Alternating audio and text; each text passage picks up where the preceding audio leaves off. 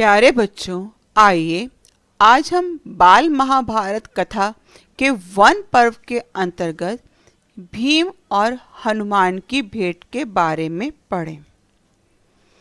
मौसम सुहाना था। द्रौपदी आश्रम के बाहर खड़ी थी। तभी हवा में एक सुंदर सा फूल उड़ता हुआ उसके पास आ गया। द्रौपदी ने उस फूल को उठाया और भीम के पास जाकर बोली, क्या तुम ऐसे ही कुछ और फूल ला सकोगे? यह कहती हुई वे हाथ में फूल लिए युधिष्ठिर के पास चले गए।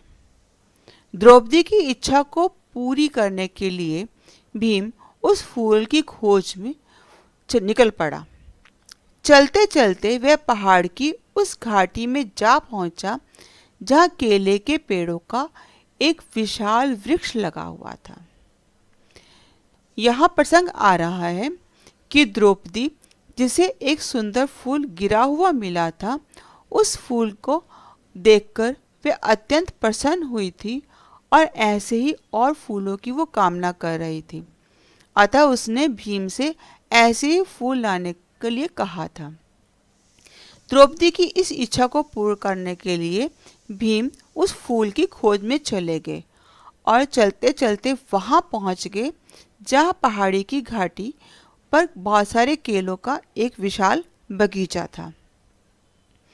बगीचे के बीच में एक बड़ा सा बंदर रास्ता रोककर लेटा हुआ था। भीम की तरफ देखकर उस बंदर ने कहा, मैं कुछ अस्वस्थ हूँ, इसलिए लेटा हुआ हूँ। मेरी अभी आँख ही लगी थी कि तुमने आकर नींद खराब कर दी। तुमने मुझे क्यों जगाया? अब क्योंकि बंदर वहां रास्ते में लेटा हुआ था, अतः भीम को उस तरफ दूसरी ओर जाना था, तो उसने बंदर को उठाया। लेकिन उसे भीम को लगा कि इसे मैं लांघकर कैसे जाऊंगा। अब अतः इसने उस बंदर को उठा दिया।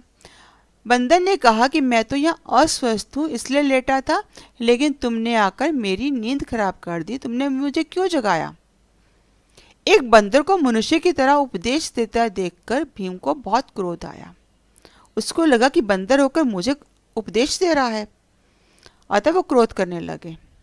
उसने उस बंदर से कहा, जानते हो मैं कौन हूं? मुझे मत रोको, मेरे रास्ते से हट जाओ और मुझे आगे जाने दो।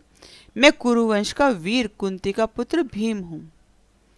भीम को अपनी शक्ति पर अभिमान था, अतः उसने बंदर को ललकारा कि तुम मेरे रास्ते से हट जाओ, मुझे तुम जानते नहीं कि मैं कौन हूं। भीम यहाँ घमंड से अपनी बात कह रहे थे। बंदर बोला, देखो भाई, मैं बूढ़ा हूं, मुश्किल से उठ बैठ सकता हूं। यदि तुम्हें आगे बढ़ना ही है तो मुझे लांघ कर चले जाओ। भीम ने कहा, किसी जानवर को लांघना उचित नहीं है, इसीलिए मैं रुक गया, नहीं तो मैं कभी का तुम्हें एक ही छलांग में लांघकर चला गया होता। हालांकि भीम चाहते तो बंदर को लांघकर जा सकते थे, लेकिन क्योंकि जानवरों को लांघकर जाना या किसी को भी लांघकर जाना उचित नहीं माना जाता, इसलिए भीम रुक गए थे और उन्होंने बंदर को जगाया था ताकि वो रास्ता दे दे। लेकिन यहाँ बंदर ने क्या कहा कि वो अस्वस्थ है और इसीलिए यहाँ लेटा हुआ है, वो बड़ी मुश्किल से उठ बैठ सकता है। तो उन्होंने भीम से कहा कि तुम मुझे लांघ कर चले जाओ। वो कह रहे फिर बंदर ने पूछा, भाई मुझे जरा ये बताना कि वह हनुमान कौन था जिसने समुद्र को लांघा था? भीम थोड़ा कड़क कर बोला, क्या कहा? तुम महावीर हनुमान को नहीं जानते? उठकर रास्ता दे दो, बेकार में मौत को न्योता मत दो। अब जिस बंदर से वो बात कर रहे थे, भीम को नहीं मालूम था कि वो बंदर कौन है। उस बंदर ने कहा कि क्या वो हनुमान को जानता है? भीम हनुमान को जानते हैं, उनको मालूम है कि वो कौन है। वो महावीर हनुमान है जिन्होंने समुद्र को लांघा था, उनकी शक्ति से वो परिचित थे, लेकिन वो ये नहीं जानते थे कि ये जो बंदर लेटा हुआ है यही वास्तव में हनुमान है। तो उन्होंने कहा, हाँ मैं उन्हें जानता हूँ, लेकिन तुम रास्ते से हट जाओ, बेकार में अपनी मौत को न्योता मत दो। भीम अभी तक उस वानर को पहचान नहीं पाए थे। तब बंदर ने बड़े करुण स्वर में कहा, हे वीर, तुम शांत हो जाओ, इतना गुस्सा मत करो। यदि मुझे लांघना तुम्हें उचित नहीं लगता है तो मेरी इस पूंछ को हटाकर एक तरफ रख दो और चले जाओ। अब बंदर, क्योंकि वो कह रहे हैं कि मैं अस्वस्थ है, वो चल फिर नहीं सकते, तो उन्होंने उनसे कहा कि तुम मुझे नहीं लांघना चाहते तो कोई बात नहीं, पूंछ को हटाकर एक तरफ रख दो। भीम ने बंदर की पूंछ एक हाथ से पकड़ ली। उन्हें लगा ये तो सहज कार्य है, आराम से पूंछ हट जाएगी, किंतु उसे आश्चर्य हुआ। वह उसे जरा भी नहीं हिली। उसे बड़ी हैरानी होने लगी कि आखिर बात क्या है। उसने दोनों हाथों से पूंछ पकड़कर जोर लगाया, किंतु पूंछ वैसी की वैसी ही पड़ी रही। बंदर को भीम को लगा कि वो तो बहुत शक्तिशाली है, पल भर में उस पूंछ को हटा लेगा। जब एक हाथ से पूंछ नहीं हिली तो उनको थोड़ी हैरानी हुई। अब उन्होंने पूरी ताकत लगा दी, दोनों हाथों से वो पूंछ को हटाने का प्रयास कर रहे हैं। वास्तविकता से वो परिचित थे ही नहीं, उन्हें मालूम ही नहीं था कि वास्तव में ये जो बंदर यहाँ लेटा हुआ है वो कौन है।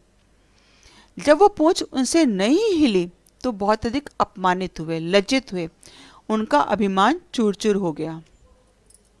उसे बड़ा ताज्जुब होने लगा कि मुझसे अधिक ताकतवर यह कौन है। भीम के मन में ताकतवरों व बलिष्ठों के लिए बड़ी श्रद्धा थी।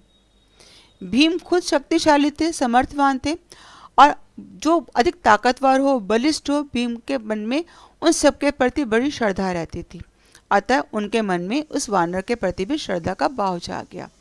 इसलिए अब उन्होंने क्रोध बंद कर दिया और विनम्र स्वर से कहा, आप मुझे क्षमा कर दें, आप कौन हैं? हनुमान ने कहा, हे पांडुवीर, मैं ही हनुमान हूं। मैं वानर, हे वानर श्रेष्ठ, मुझसे बढ़कर भाग्यवान और कौन होगा जो मुझे आपके दर्शन होगे। यह कहकर भीम ने हनुमान को झुककर प्रणाम किया। जिस समय भीम को वास्तविकता का परिचय मिला कि वास्तव में जो वानर यहाँ लेटा हुआ है यही हनुमान है, अब उनके मन में उनका श्रद्धा का प्रतिभाव बढ़ गया।